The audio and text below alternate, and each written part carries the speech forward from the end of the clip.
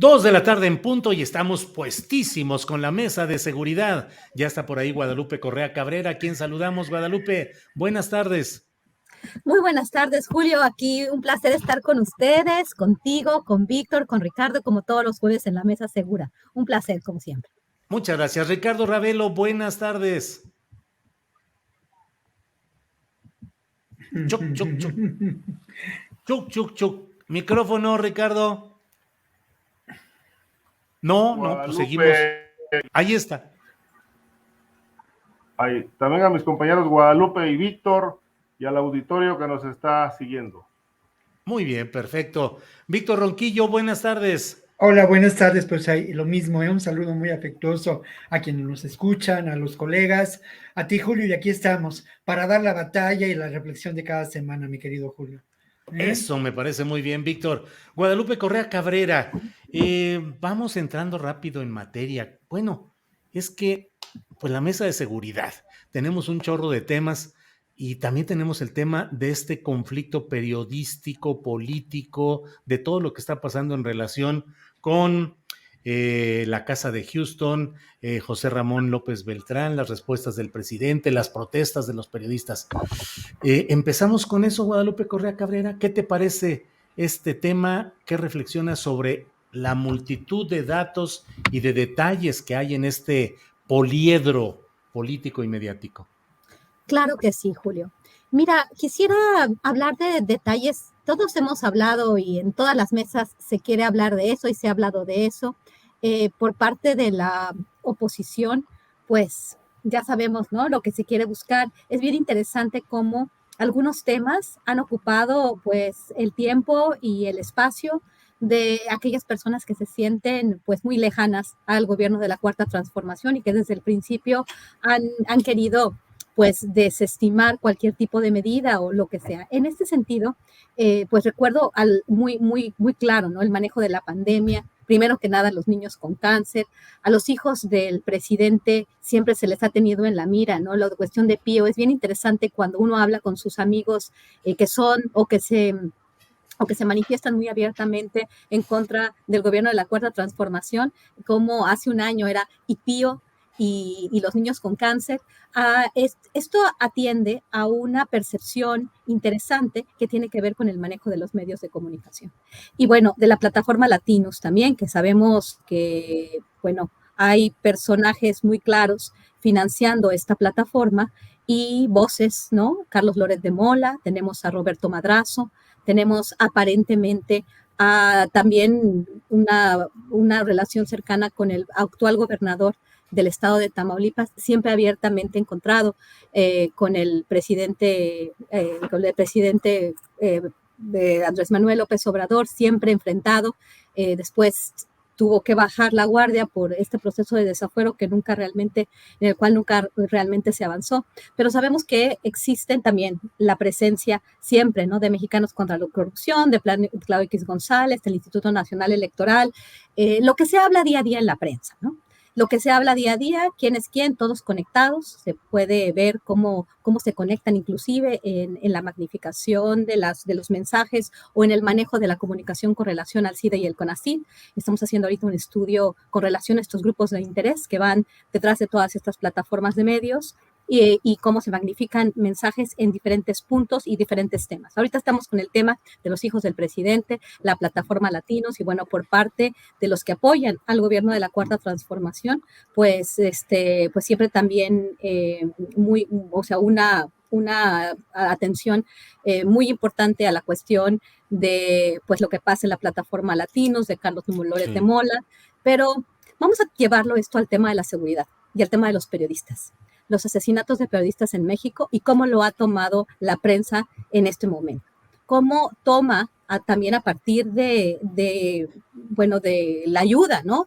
De grupos que son afines a artículo 19, por lo tanto, el Departamento de Estado de Estados Unidos, que ha financiado también a Mexicanos Unidos contra la Corrupción, y bueno, ciertos personajes que avanzan este tema del asesinato de periodistas en México. No cabe la menor duda que este tema es de primordial, es un tema primordial en la agenda pública, es un tema que no podemos dejar de investigar, pero también porque no podemos dejar de investigar, tenemos que ver exactamente qué es lo que está sucediendo. Y en este periodo, los periodistas siguen muriendo, y eso es una gran tragedia, pero bueno, toda esta dinámica se fue magnificando y se generó en administraciones anteriores. Ahora pareciera ser que la oposición se olvida de ello, se vuelve una cuestión política, y aquellos que nunca levantaron la voz, aquellos que nunca apoyaron las investigaciones ni la protección a periodistas, ahora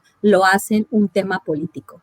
¿Es un tema de seguridad? Sí. ¿Qué pasa con los periodistas que se están muriendo? Lo vimos y lo platicamos de una forma muy rápida cuando hablamos del tema de Tijuana, cuando hablamos del problema en Baja California. Pero el manejo de medios, la magnificación, la creación de las granjas de bots y, bueno, también estas investigaciones mal hechas, pero muy vinculadas a que se genere una inestabilidad en un momento muy importante de la discusión de la aprobación de la reforma al sector eléctrico, pues tienen un objetivo, como sabemos, desestabilizar y, bueno, generar la percepción de ingobernabilidad, generar esta duda, que aunque sea que estas investigaciones no hayan tenido un sustento más formal, sí se ven relaciones, sí se ven hechos, ¿no? Vamos a ver qué pasa con el tema de Vidanta, y al presidente responderá, los hijos responderán, pero precisamente en este tema de la casa gris, como le dice la oposición, pues sí pareciera ser que fue una estrategia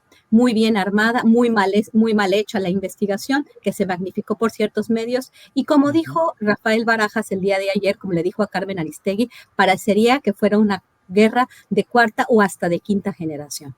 De cuarta generación porque estamos hablando de los medios, ¿no? Cómo se enfrentan los grupos políticos y cómo un grupo opositor pequeño está pues haciendo su lucha en la esfera pública, ¿no? Saben que los argumentos no son veraces, son falaces, pero sí tienen capacidad, tienen financiamiento para poder tener un impacto, ¿no? Y esta cuestión de los periodistas es básica. Y yo lo he visto en otros momentos, analizando, por ejemplo, cómo algunas fundaciones se enfocan en el tema supuesto de protección a periodistas, pero se han utilizado estos esquemas para hacer que toda la comunicación, que el gremio de comunicadores, o sea, realmente cuestionen al gobierno. Y es bueno que se cuestione al gobierno. El gobierno no nos ha dado seguridad, definitivamente. Pero ¿qué pasa con los periodistas? ¿Por qué mueren los periodistas? ¿Por qué han muerto los periodistas? Creo que son preguntas que no se pueden dejar en el tintero. ¿Por qué? Porque también hay redes, relaciones que no necesariamente son transparentes, ¿no? Entonces, bueno, hay que dejar esta cuestión política para ver la cuestión de fondo, la cuestión de seguridad. ¿Por qué están muriendo los periodistas? Algunos dicen, como me dijo en una ocasión el fiscal del estado de Veracruz en la época del señor Duarte, que a los periodistas los estaban matando en Veracruz porque estaban vinculados a la delincuencia organizada, lo cual me parece una desproporción, una falta de respeto, pero tampoco se puede asumir que que todos los periodistas o a los que se señala como periodistas muertos son ahí por el trabajo de investigación importante que están haciendo. Desafortunadamente en nuestro país tenemos y esto lo hemos visto también por la cuestión más a nivel nacional, que los medios de comunicación, los organismos autónomos y toda una serie de instituciones del sector privado y el sector público han estado vinculados a grupos de interés. En este momento estoy pensando en el grupo de interés que es la delincuencia organizada, que obviamente ha tenido protección de gobierno y a todos niveles. Recuerdo el caso de Tamaulipas, donde muchos de los comunicadores era la época de la plata o el plomo, ¿no? Decidías estar con ellos o decidías quedarte callado. Entonces, en ese sentido, tenemos esta cuestión de la guerra de cuarta generación, el manejo de los medios de comunicación para una cuestión que se tiene que estudiar de manera más profunda. Gracias, Julio. Muy bien. Al contrario, Guadalupe, gracias. Ricardo Ravelo, ¿qué opinas sobre el tema de pues las protestas de periodistas, las denuncias sobre todos los hechos lamentables que hemos vivido? En fin, ¿cómo ves el tema, Ricardo? Sí, Julio, mira, el asunto es la impunidad que envuelve a los casos de periodistas asesinados. Guadalupe citaba el tema de Veracruz y me hace recordar algo que yo creo que lo que le dijo el fiscal en aquel momento sonaba bastante descabellado vincular la muerte de los periodistas a sus ligas con el crimen. Y precisamente a partir de esto, yo le pedí al fiscal de Veracruz que me diera acceso a todos los expedientes de los periodistas asesinados. Y me dijo que sí. Y entonces pues me entregaron 15 expedientes de igual número de periodistas asesinados en Veracruz en esa etapa, finales del gobierno de Fidel Herrera y todo el gobierno de Duarte.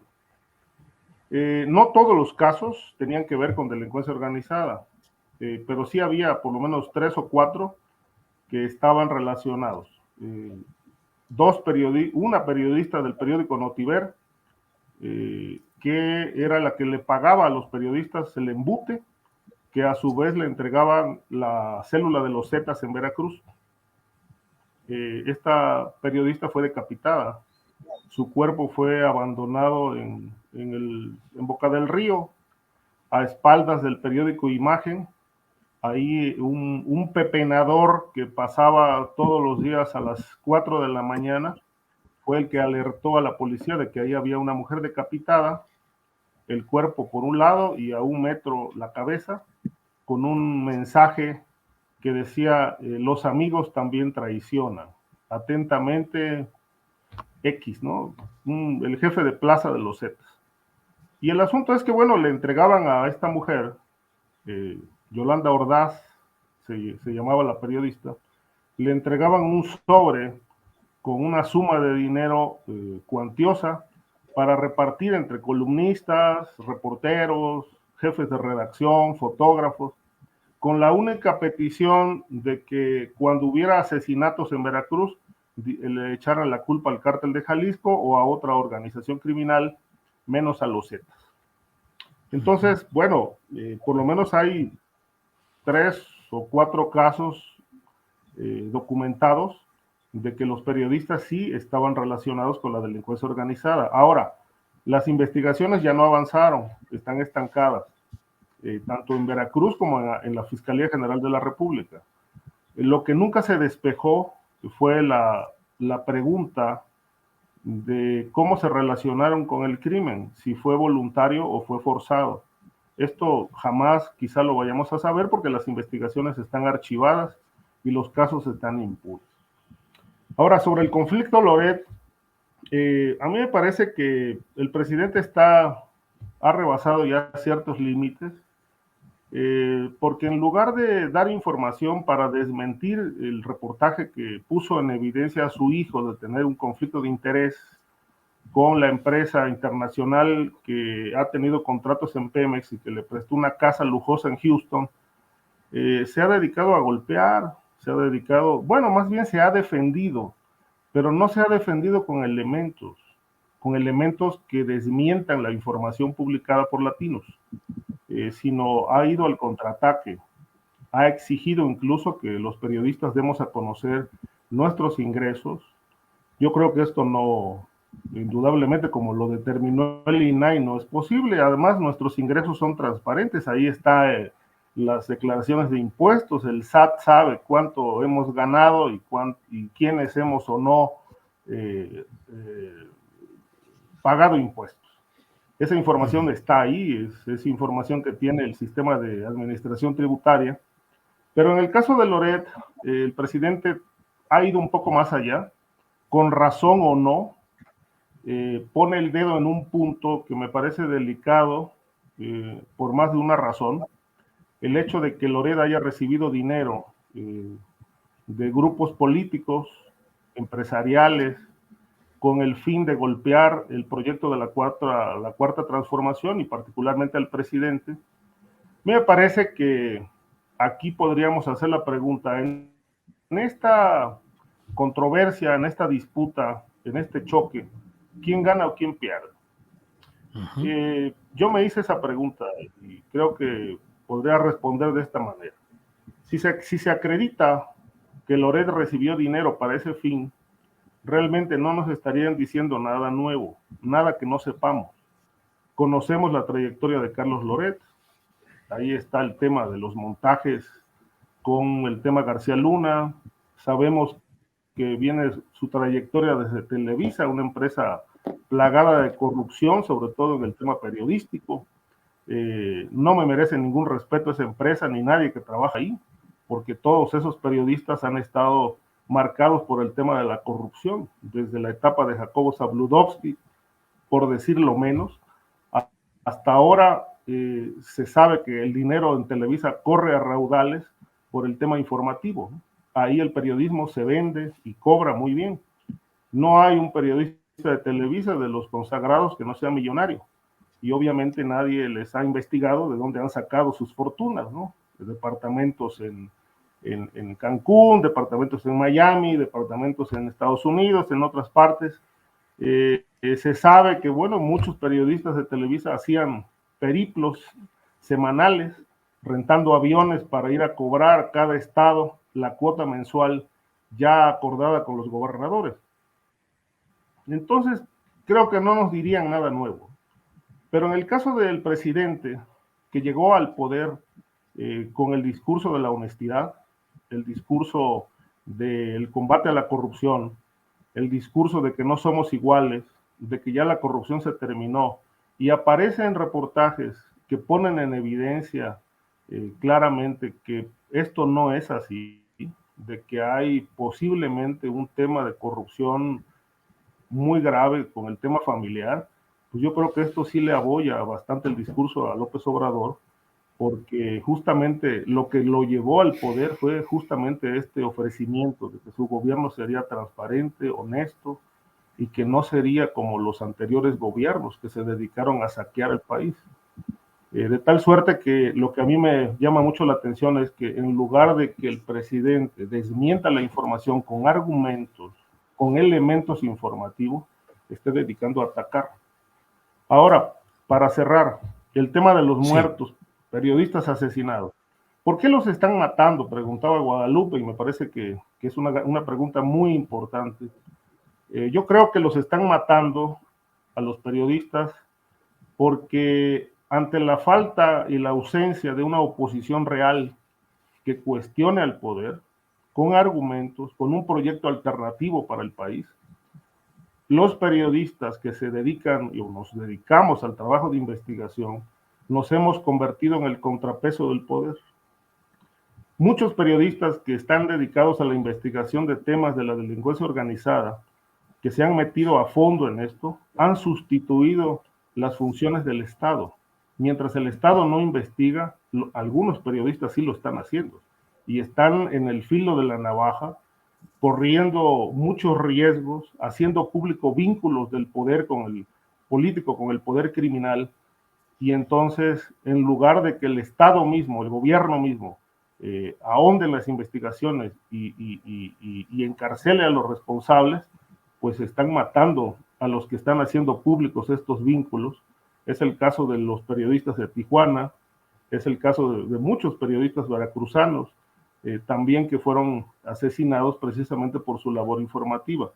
De tal suerte que, bueno, creo que hoy el periodismo en México es el que se ha erigido como el contrapeso del poder. De ahí que los reflectores de la delincuencia y del propio poder político estén enfocados en la tarea periodística que les incomoda. Gracias, Ricardo. Víctor Ronquillo, por favor, tu opinión sobre este tema. Bueno, pues hay muchos enfoques, ¿no? Sobre este tema. Yo voy a partir de uno, ojalá que no me pierden la reflexión, pero me parece muy importante hablar precisamente de la función del periodismo en nuestros días, ¿no? Y esa función del periodismo en nuestros días me parece que tiene como primer eje de su labor el dar voz a quien no tienen voz. Eso me parece determinante. Como otro de sus ejes de acción, tiene la función de, como lo decía Ricardo, de velar estos nexos lamentables entre el poder político, el poder criminal, el poder ligado también a empresarios vinculados con estos elementos de corrupción. Un elemento central también del quehacer periodístico en nuestros días, sobre todo de quienes tenemos acceso a medios de información diversos y que de alguna manera podemos poner sobre la mesa temas y enfoques sobre los que hace falta aproximar la reflexión, sobre los que hace falta agudizar la mirada. Y obviamente cuando uno hace este ejercicio va de una perspectiva distinta a la perspectiva que podemos considerar hegemónica en los medios convencionales de información. Esos medios en donde la práctica del periodismo ha sido la práctica del negocio. Esos medios en donde desde hace muchos años no existe línea editorial alguna, existe línea de negocio y así se manejan. Lo han hecho con mucho cinismo a lo largo de décadas. Esto es importante. Otro enfoque que me parece muy importante que tenemos que destacar en estos momentos, más allá de la realidad, de la anécdota, de estas discusiones que en ocasiones resultan bizantinas, del negro anecdotario, en fin, me parece que es muy importante hablar de eso claramente, de un proyecto de desestabilización evidente, de estrategias de comunicación que están ligadas a estrategias que se han utilizado ya en distintos países de América con fines golpistas en Argentina, en Brasil, en Honduras, en El Salvador. En Honduras, en Honduras se utilizaron. En fin, creo que esto lo tenemos que señalar. Y luego lo otro, que yo estoy muy de acuerdo con lo que dice el Fisgón, realmente, y es cierto, Oye, pero yo... Víctor, Sí, dime. ¿Me permites nada más porque está en el tema de lo que estás diciendo? Sí. El senador Ted Cruz, representante de Texas en el Senado de Estados Unidos, ha puesto un tuit en el cual dice: el colapso acelerado de las instituciones mexicanas y el Estado de Derecho bajo López Obrador es una amenaza para la seguridad nacional de Estados Unidos. Hoy presioné a la administración sobre la necesidad de hacer más para detener y revertir esta tendencia mortal. Eso dice, creo que está bien traducido: Today I pressed the administration, o sea, hoy presioné a la administración en todo este rollo. Víctor, nada más te lo agrego a lo que acabas de Es decir. una gran aportación, Julio, una gran aportación. Además, finalmente hablamos de eso, ¿no? De una guerra ideológica. Ted Cruz es un representante ideológico de la derecha, no solamente en Estados Unidos, sino del pensamiento conservador y de derecha a nivel mundial. No hay la menor duda que en estos momentos se confrontan dos visiones del mundo. Esa visión de la derecha, esa visión que de alguna manera responde a un proyecto de sociedad capitalista, a un ejercicio de capitalismo neoliberal, al ejercicio del capitalismo del saqueo. Pero obviamente esta estrategia de información que, como lo menciono, ha funcionado y ha operado en distintos países, en México tiene lugar y es parte de este debate, ¿no? Yo considero, por otra parte, que resulta, ¿cómo decirlo? Pues muy ofensivo para muchos de nosotros que a lo largo de décadas hemos trabajado desde una perspectiva de un periodismo que tiene un carácter humanista y una función social. Resulta muy ofensivo que algunos personajes se digan periodistas y que hayan ejercido el oficio desde el poder, aliados al poder y medrando terriblemente con ello. Obviamente, esos periodistas son los periodistas que están encumbrados, son los periodistas que tienen a su disposición estos medios hegemónicos. ¿Son francotiradores y mercenarios? Sí. Y eso no es porque lo diga o no lo diga López Obrador. Como decía el buen Cristo, por sus obras los conoceréis. Yo quiero recordar algunas de las protestas que se realizaron, Julio, rápidamente, algunas de las protestas que se realizaron ya hace algunos años en relación a los asesinatos de los periodistas, a la impunidad, a esta realidad que lamentablemente ha ido en un proceso de degradación. Bueno, la verdad de las cosas, que en esas marchas había algunos de los periodistas que hoy se desgarran las vestiduras por estas causas, pero no como participantes en la manifestación, sino señalados en los carteles de los compañeros como eso, como mercenarios. No digo nombres porque al final de cuentas ya saben ustedes a quiénes me refiero, ¿no? Pero creo que este es un enfoque que tenemos que tratar. Y luego lo otro, brevemente, Julio, también, porque yo sí quiero insistir en ello, ¿no? El problema de la impunidad es grave, ha ido creciendo en el caso de los asesinatos de periodistas, y por otra parte, de acuerdo a lo que he conversado yo con personas, pues algunos de ellos víctimas de agresiones, periodistas desplazados por la violencia, la dimensión de la violencia contra los periodistas que sufrimos es mucho mayor de lo que en estos momentos sabemos. Bien, gracias, Víctor. Guadalupe Correa Cabrera, un tema que tenemos que entrarle es la situación actual de Tamaulipas, bajo 3 rubros, me parece: seguridad, política, energía. ¿Qué nos dice sobre lo que está pasando en Tamaulipas, Guadalupe?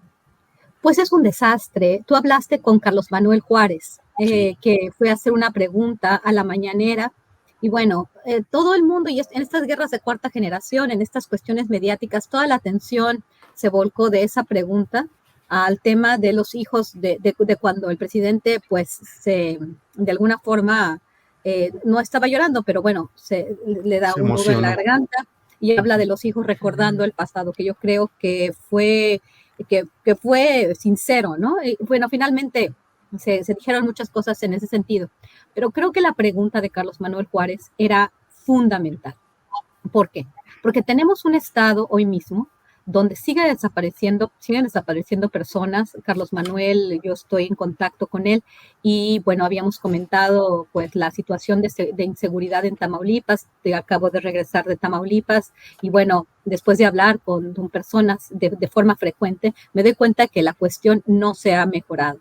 Sigue el tema de los golpes, antes el Cayet, la policía que creó y que se vincula directamente al actual gobernador, Francisco Javier García Cabeza de Vaca, que no hay instituciones de procuración de justicia, como está el sistema judicial, el aparato judicial, encabezado por la persona que también tuvo una responsabilidad importante en el tema del Michoacanazo, y tenemos un gobernador que fue desaforado, pero ahorita tiene un amparo por cuestiones relacionadas a evasión fiscal,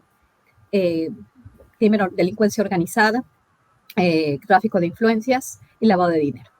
No sabemos cómo vamos a hacer la investigación o cuándo se va a hacer, pero bueno, obviamente también se ha cerrado filas y grupos importantes dentro de su partido de la oposición han cerrado filas desde el principio con el gobernador.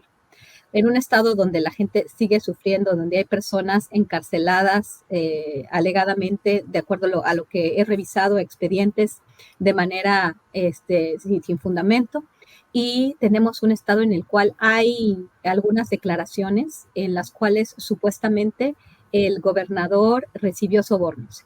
Emilio Lozoya Austin no pudo dar ninguna de las pruebas para que vinculara a otras personas, donde también se cuestiona el papel de la fiscalía.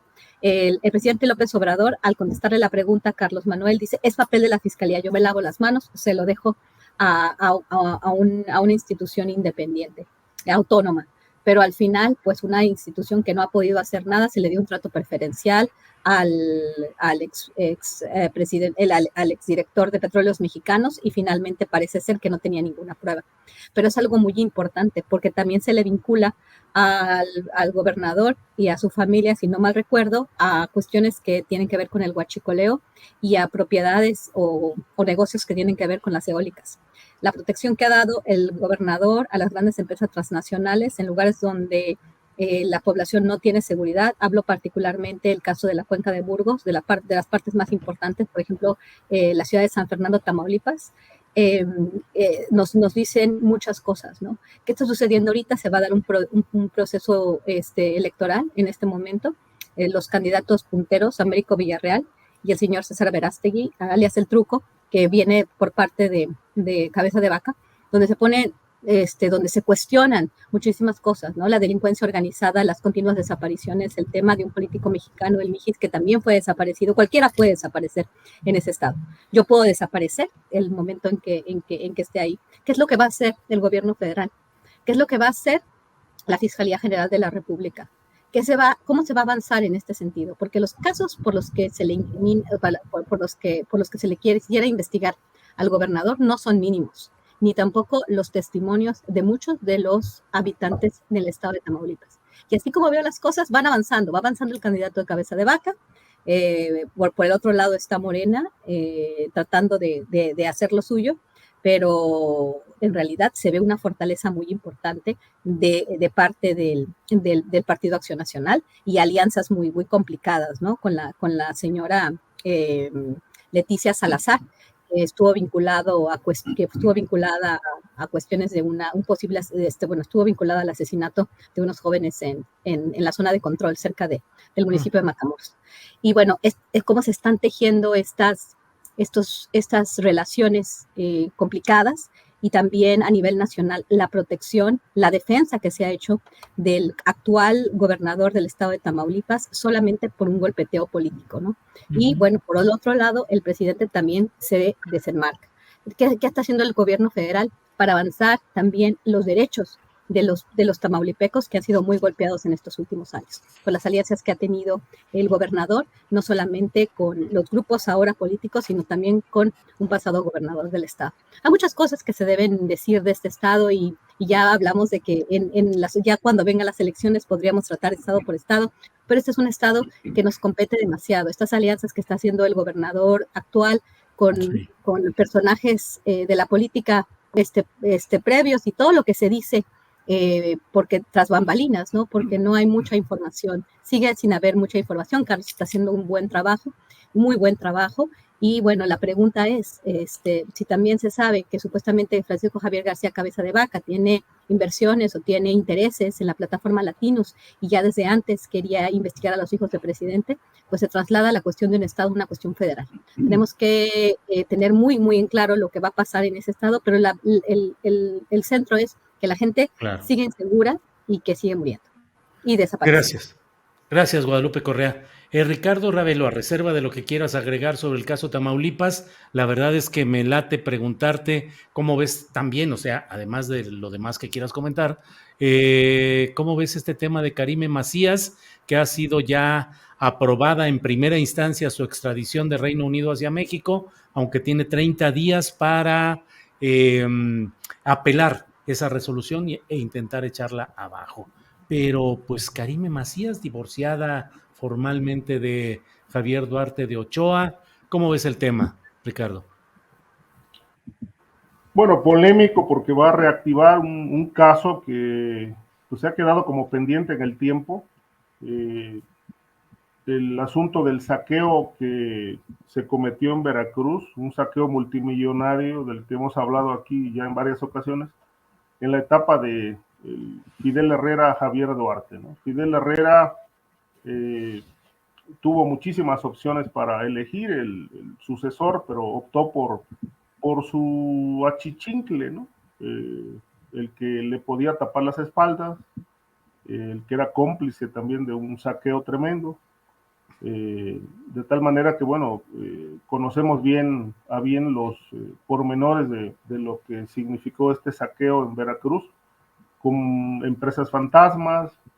Hay un delito electoral que no se investigó, que es una situación similar a la de César Duarte, que le fondearon dinero de Hacienda a Veracruz y a Chihuahua y a Quintana Roo, para de ahí pagar las campañas de los candidatos del PRI en 2016. Muchos de estos candidatos eran candidatos, por lo menos en Tamaulipas, esto lo reconoció Manlio Fabio Beltrones cuando era presidente del PRI, después de la derrota aquella donde perdieron varias gubernaturas. Él dijo que muchos candidatos priistas habían sido financiados por el narcotráfico, y que la mayoría de los gobiernos estatales encabezados por priistas no habían sido honestos, ¿no? Habían hecho buenos gobiernos, y que esto coadyuvó muchísimo en la debacle priista. Duarte obviamente aparece en este esquema de corrupción ideado por el entonces secretario de Hacienda, Luis Videgaray, el propio Peña Nieto, y el entonces presidente del PRI, Manlio Fabio Beltrones, para financiar estas campañas con dinero público. Pero sobre Karime Macías, se le acusa de un desvío de 200 millones de pesos del DIF. A mí me parece una bagatela, pues, una bagatela en comparación con lo que dan cuenta la danza de cifras, ¿no? Cuentan, por ejemplo, un exsecretario de Finanzas, que cuando llegaban los dineros de la Federación, bueno, Veracruz en ese tiempo tenía más o menos un presupuesto de 130,000 millones de pesos anuales. Entonces, una parte de los dineros del Estado, del gobierno, llegaban, no sé, cantidades multimillonarias, miles de millones mensuales, para distribución en los municipios, para programas sociales, para obra, para todo. Y entonces la señora de inmediato ordenaba que todo el dinero que llegaba se fuera a una sola bolsa, a una cuenta personal. Y de ahí, pues, usaban los recursos para comprar propiedades en Europa, en Estados Unidos, en México, para gastos multimillonarios, etcétera. Y dejaron colgados empresarios, dejaron colgados a mucha gente, proveedores del Estado. Yo recuerdo, yo tengo un conocido en Jalapa que vende tortillas, tiene una empresita que hace tortillas y suministraba tortillas a los penales en Jalapa. Y le quedaron a deber 20 millones de pesos y nunca se los pagaron, por ejemplo, ¿no? Y así aún muchos otros, ¿no?, que suministraban comida, etcétera. O sea, a nadie le pagó el gobierno de Duarte. Y obviamente Yunes, cuando llegó a la gubernatura, pues también se hizo de la vista gorda, y no pagaron esos pendientes, de tal manera que, bueno, generaron un verdadero quebranto ahí empresarial fuerte.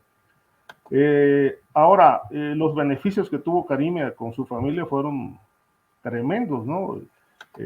Tenían un periódico, el papá de ella, en Coatzacoalcos, que le daban 100 millones de pesos mensuales para contratos de publicidad. Los hermanos de Karime tenían contratos también. Por ejemplo, a uno de los 100 hermanos, millones de le pesos dieron mensuales, Ricardo. mensuales, 100 sí, millones de para pesos publicidad. mensuales. Sí, para el periódico El Heraldo en Coatzacoalcos, y circulaba en varios estados. Eran como 3 o 4 periódicos. Eran 100 millones mensuales. Claro, todo esto se volvió un negocio porque el dinero daba vueltas, ¿no? Eso también lo hizo Fidel Herrera con muchos medios. Les daban cantidades multimillonarias, pero parece que no todo era para el medio. O sea, de ahí regresaba un 50% para la bolsa del gobernador y se quedaba el periódico con el 50%, pero facturaban 100 millones. Entonces, esa era la forma, ¿no?, también de mover dinero para beneficio personal. Otro de los negocios que recuerdo que también era el tema del Tajín, por ejemplo. Para la remodelación del Tajín y toda la fiesta de la celebración anual, pues también dispusieron como de 250 millones de pesos para eso en 3 años, y eso lo ganó 3 años consecutivos la prima de Karime Macías. Claro, eran presupuestos que estaban 3 veces inflados, y de esa manera era un dispendio que, la verdad, fue una etapa en que estos llamados nuevos rostros del PRI realmente salieron peores que los rostros viejos del PRI, porque en realidad fue una danza de dinero que, bueno, hasta hoy Veracruz sigue sumido en un quebranto financiero que le impide a la actual administración poder maniobrar en temas de obras, porque la mayor parte del presupuesto que se dispone se va para pago de deuda. Entonces el margen que queda para obras y otras cosas en el Estado pues es muy, muy, muy reducido. Entonces lo de Karime creo que va a venir a reabrir un tema interesante. Yo no creo que vaya a durar mucho en la cárcel, porque en realidad pues es un monto muy, muy menor, pero sí va a atizar la polémica, porque, bueno, a ella se le atribuye realmente haber tenido el control de las finanzas en el Estado durante 6 años. y obviamente con grandes beneficios para la familia, porque el señor Macías, que es el papá de Karime, pues de andar hace años con una mano atrás y otra adelante, pues hoy dispone de una red de edificios y hoteles dentro y fuera de México, que bueno, está considerado uno de los hombres más ricos de México. Logrado todo esto en un sexenio y obviamente impune, porque no se le ha investigado para nada. Bien. Gracias, Ricardo Ravelo. Víctor Ronquillo, el otro día, cuando sucedió este hecho, pues hice una presentación un poco tramposilla en términos periodísticos y dije, detienen a un expresidente de la República, le ponen grilletes y le hacen esto y lo otro, la Secretaría de Seguridad, y luego recibí los mensajes de gente que dijo, por poco y me da diabetes, me emocioné, ya iba a ir al Ángel, porque nos referíamos al expresidente de Honduras. Vaya tema. Víctor, ¿qué opinas sobre ese tema de Orlando Hernández? Es un gran tema, Julio, y además qué bueno, me encanta, porque yo creo que no podemos perder el sentido del humor, que junto con el amor es el más importante, ¿no? El sentido del humor y el sentido del amor son los dos más importantes de los que dispone el ser humano, y el sentido de lo táctil, ¿no? De la sensualidad también. En fin, pero yo creo que, mira, ahí en el fondo de todo, a mí me parece que este caso de el expresidente de Honduras, de alguna manera revela lo que es esta construcción de imperios criminales vinculados al narcotráfico y apoyados por los intereses hegemónicos de Estados Unidos, ¿no? Por esta derecha. Al final de cuentas, no es la primera vez que ocurre que uno de estos personajes, después de terminar su mandato, es desechado, porque ya es inútil para los intereses de Estados Unidos, de los sótanos del Pentágono, que mantienen el tema del narcotráfico como un asunto de control territorial, como un asunto vinculado a expresiones de lo que hemos llamado, y muchos teóricos lo llaman, el capitalismo del saqueo, el capitalismo neoliberal, a nuevas realidades del militarismo. Parece un chiste, y es terrible y es muy doloroso, pero lo que ocurre en Honduras en términos de la exportación de cocaína, ¿no? Sirviendo como una plataforma a nivel continental, lo que ocurre también en términos de la migración, nos deja ver a un país en ruinas. Honduras, desde hace mucho tiempo, en Honduras hay 3 o 4 cuarteles militares estadounidenses, operan las 5 agencias más importantes de seguridad de Estados Unidos. El gobierno o la realidad hondureña en los años de la insurgencia de los años 70 y 80 en el sur del continente y en Centroamérica fue eso, fue un portaaviones enorme en términos de la injerencia norteamericana, ¿no? Entonces creo que esta realidad de Honduras, como lo hiciste con este juego y con esta dinámica tan interesante, yo creo que nos debe mostrar un cruel espejo donde estos personajes terribles de la, como diría Ricardo Ravelo, de la narcopolítica mexicana se reflejan, ¿no?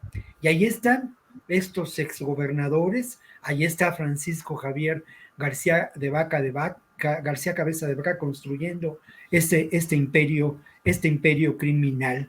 Y aquí hay un tema, Julio, que vincula a lo que ocurre con García Cabeza de Vaca, ¿no? El tema fundamental de la seguridad en la frontera y lo que representa el control de la frontera en términos de seguridad nacional y en términos de negocio, ¿no? No hay duda de que en el personaje de Francisco Javier García Cabeza de Vaca encontramos a otro personaje que, a pesar de los señalamientos, de los expedientes abiertos, de las investigaciones que existen en su contra en Estados Unidos, él mantiene una relación estrecha de intercambio con distintos grupos de poder, de oscuro poder, en Estados Unidos, ligados a esas agencias de seguridad, incluso con instituciones vinculadas a las alcaldías. de esta zona fronteriza, ¿no? Entonces, creo que el caso de este personaje, además yo recuerdo también, y sí lo quiero poner sobre la mesa hoy, entrevistas realizadas a lo largo de la caravana migrante, la primera de ellas, donde los migrantes, con una enorme claridad política, hablaban de ser víctimas de esta violencia ejercida por Raúl Orlando Hernández, este expresidente, ¿no?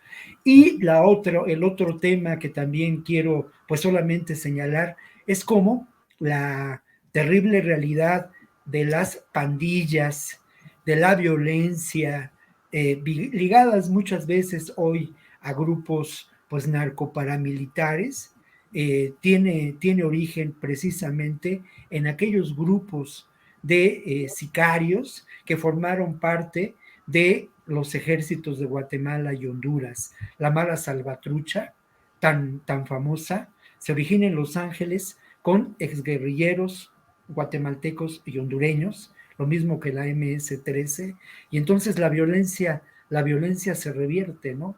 Este es parte de la realidad. Y en Honduras encontramos también, Julio, un país lamentablemente en ruinas, ¿no? Sumido en una crisis brutal, pero encontramos también, y esto resulta alentador, un país que en estos momentos mira a la izquierda, que con Perú, con Argentina, con México, con Ecuador y con Bolivia conforman una perspectiva distinta y un modelo distinto de civilización que obviamente preocupa mucho a los intereses pues, de los sótanos del Pentágono y de las grandes transnacionales que dominan todavía hoy el mundo, Julio.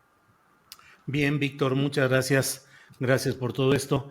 Guadalupe Correa Cabrera, estamos viendo una serie de hechos que resultan pues muy conmocionantes en todo lo que es ahorita México, la discusión.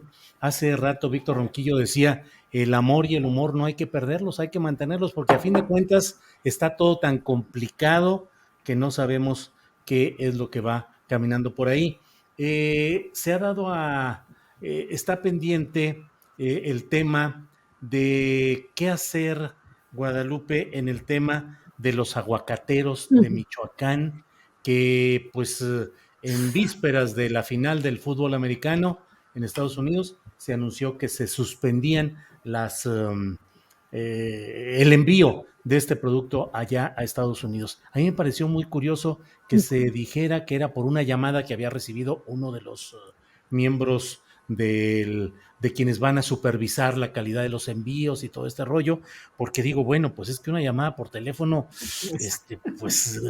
cualquiera la puede hacer, está grabada, se pone a disposición, ¿qué sucede? Y de pronto a partir de ahí se viene una circunstancia muy complicada y se anuncia que se propone crear una unidad de investigación y seguridad. ¿Cuál es tu lectura de todo esto, por favor, Guadalupe? Claro, Julio. Yo creo que la primera parte de la respuesta, pues tiene que ver con un análisis general de lo que sucede en el caso del estado de Michoacán. No es una noticia nueva, es una noticia que ya hemos estado pues repitiendo, ¿no? En ciclos. No se ha podido resolver el problema desde principios de este siglo.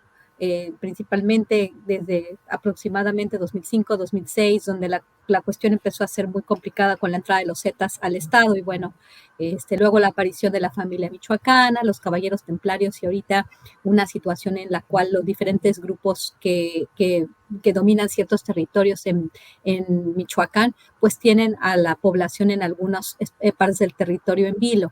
Obviamente la época gris de Silvano Aureoles contribuyó a que esta situación esté como está ahorita. Eso no cabe la menor duda. No cabe la menor duda que la región de Uruapan, Michoacán, pues es una región caliente, ¿no? Bastante caliente, ha sido caliente y ha estado caliente por muchos años.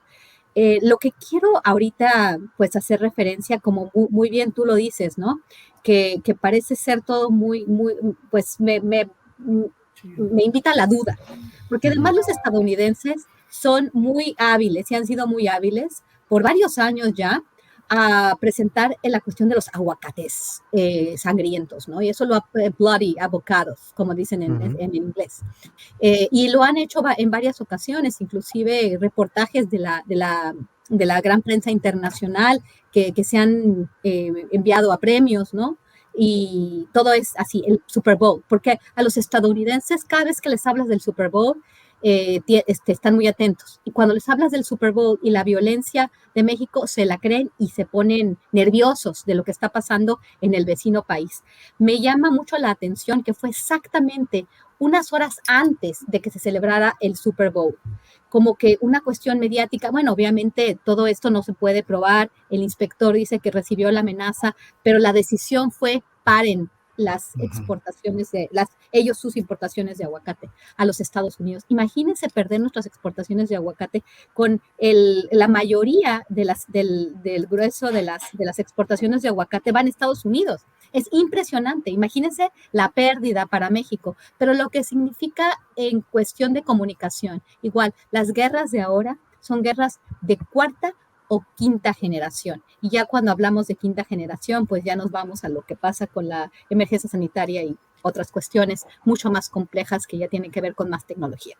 Pero bueno, esta cuestión mediática pues también se utiliza, ¿no? Y me parece interesante y obviamente esperaría que Alfredo Ramírez Bedoya y apoyado también luego por el gobierno federal, pues acordaran para que esto no pasara, pues dar apoyo a toda la cuestión de la producción del aguacate y el transporte para asegurarla a los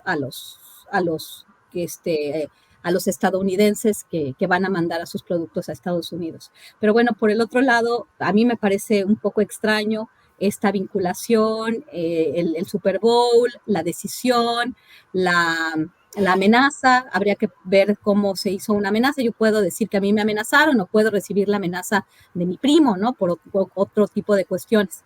Y bueno, esto puso a las relaciones diplomáticas pues las hizo más tensas.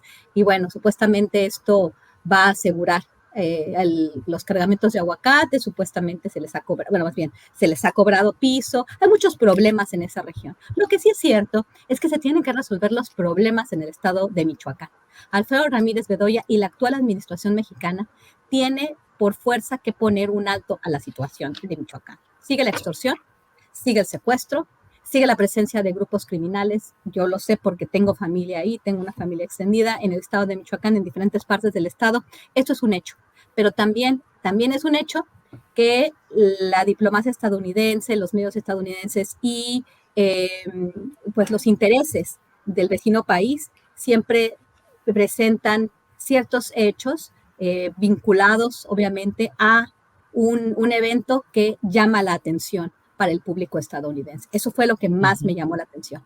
Pero el Estado mexicano debe hacer frente a esta situación. No lo ha podido hacer. Felipe Calderón empezó su guerra contra las drogas en Michoacán y ahorita estamos en esta situación. No hablo simplemente de los aguacates, pero no es una cuestión simple tampoco, sino hablo de todo el Estado y de muchas otras partes del país, donde la cuarta transformación tiene su principal piedra en el zapato, según creo yo. Gracias, Guadalupe Correa Cabrera. Son las 2:54 p.m. Estamos ya en la parte final de este programa.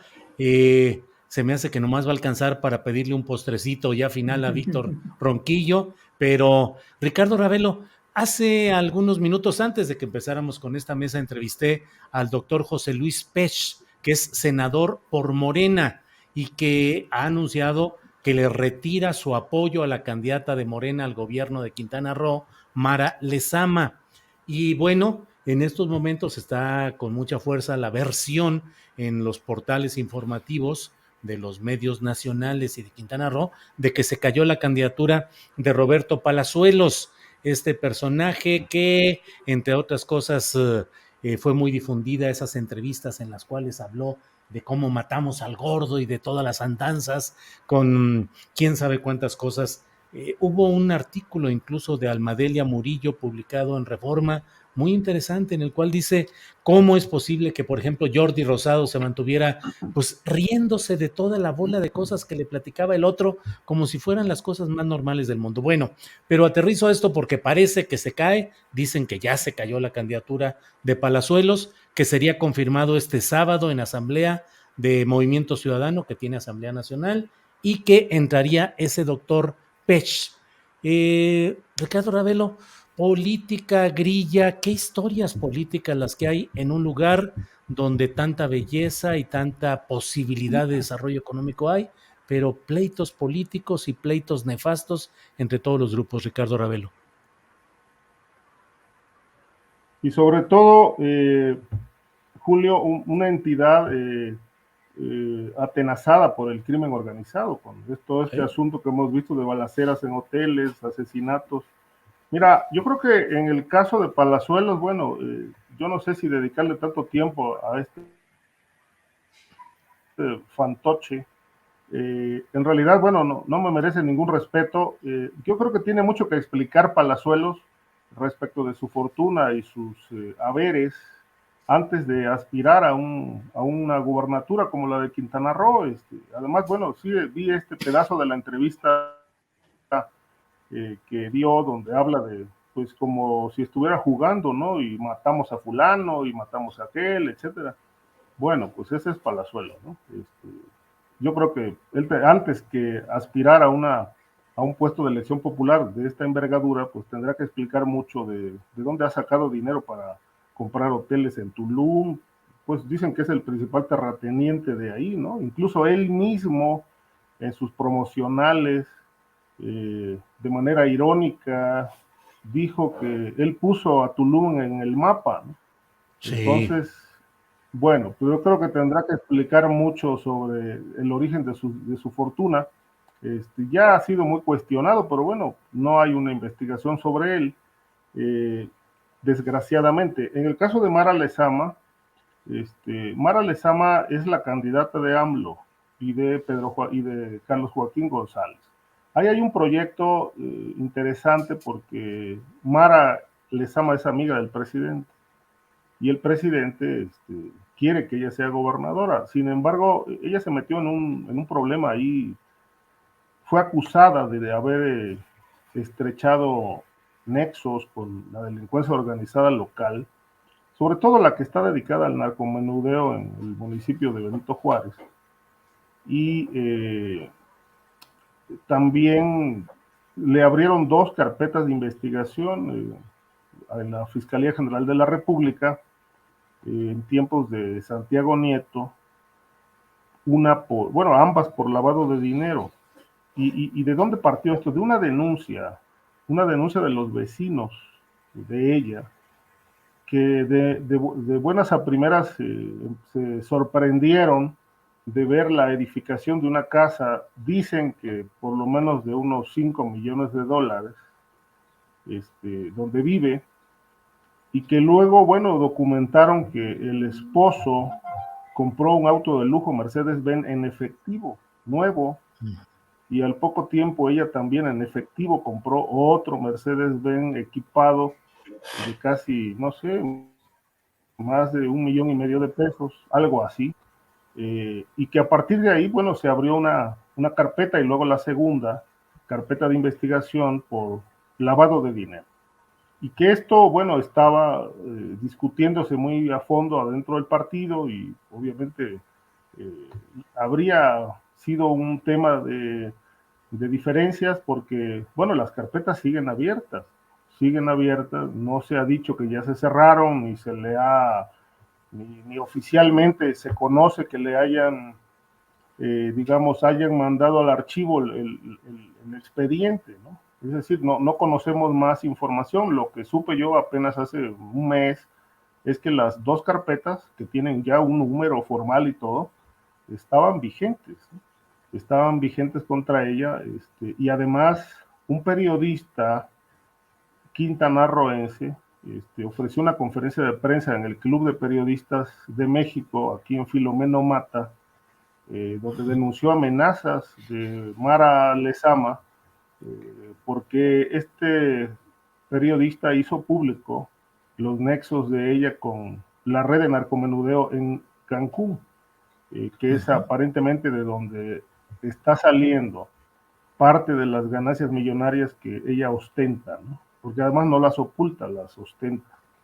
Entonces creo que, bueno, también ese es un tema ahí muy grave porque pues estamos otra vez en un asunto de posible lavado de dinero, posible vínculos del narcotráfico, de una persona que, bueno, está ya buscando afanosamente la gubernatura de Quintana Roo para sustituir a Carlos Joaquín González, pero que ya lleva este antecedente arrastrando de vínculos con la delincuencia.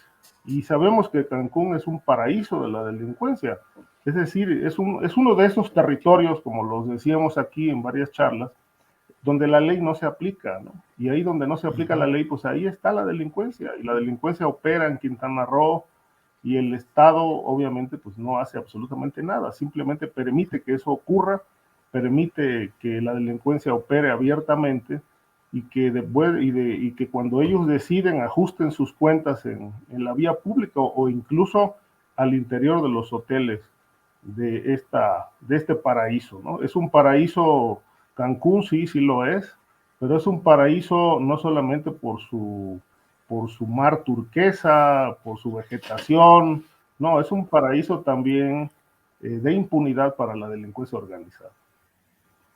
Bien, Ricardo, muchas gracias. Víctor Ronquillo, 3:02 y te toca poner el postre en esta mesa de análisis. Por favor, Víctor, lo que tú desees.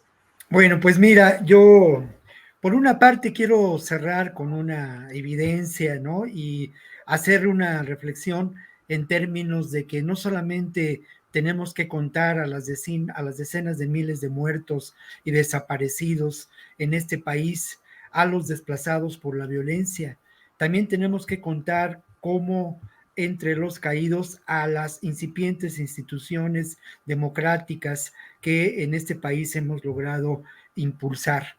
No hay duda de que estos imperios criminales, para decirlo con mayor propiedad que decir solamente grupos del narcotráfico, han vulnerado a la construcción de un país democrático.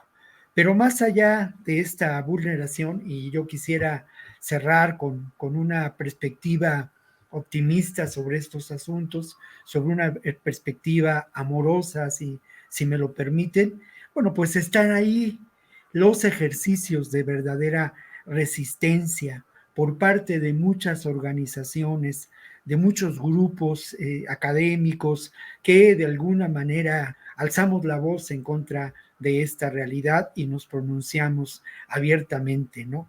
Lo que está ocurriendo en la meseta de Michoacán con los grupos de emancipación política que reconocen como un derecho fundamental su soberanía, lo que ocurre en Chiapas, lo que ocurre también en lugares en donde podríamos pensar esto no tiene mayor relevancia, pero se da también en la Sierra Tarahumara, ¿no?